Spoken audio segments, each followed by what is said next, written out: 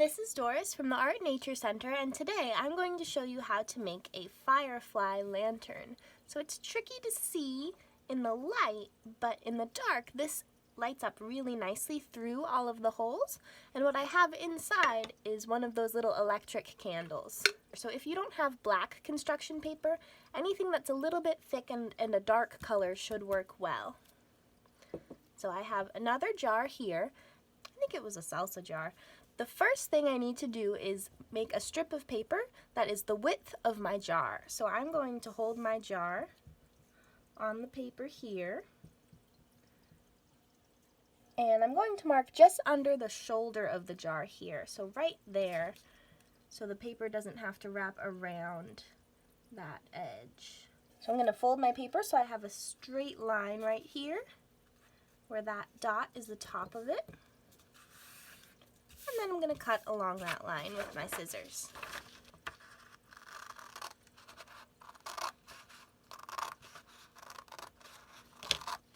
Now I can put this aside for another project, and this should be the width of my jar if I wrap it around.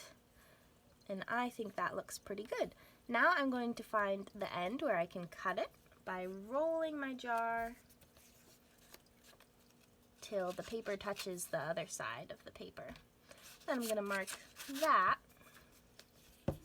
and that's where I can cut it.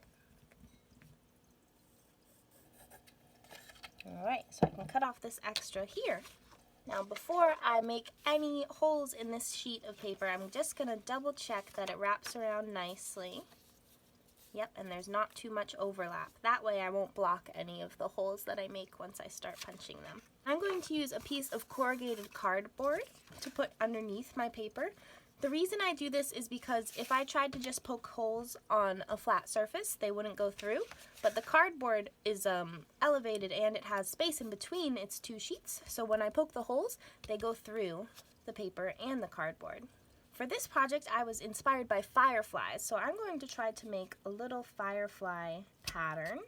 So you can see your paper has punched all the way through, then you can move it over and do some other patterns elsewhere. So I'm going to do some swirly lines around my firefly.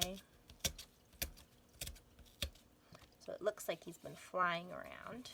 And then I'll make another one. So you can do a pattern. You can do an image, kind of like I'm trying to do, or you can just do random dots,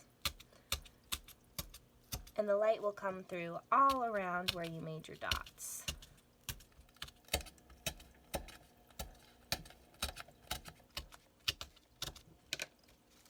So once you've poked all your holes, you can then turn your paper around to this side, and this is what will be on the outside of the jar.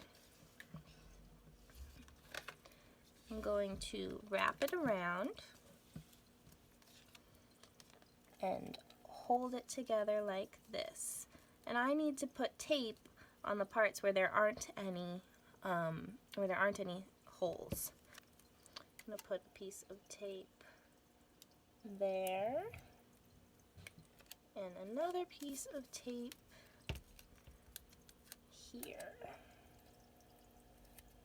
And now some of my spots might be kind of covering up, so I can use my pair of scissors and I can trim those little tabs that happened from punching the holes. You can also press them open with your fingers, whatever is easiest.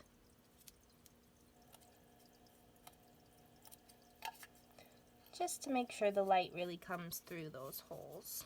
And now I can tape it across the bottom so it doesn't spin and fall off. Alright. Now I can turn on my little electric candle and set it inside my jar.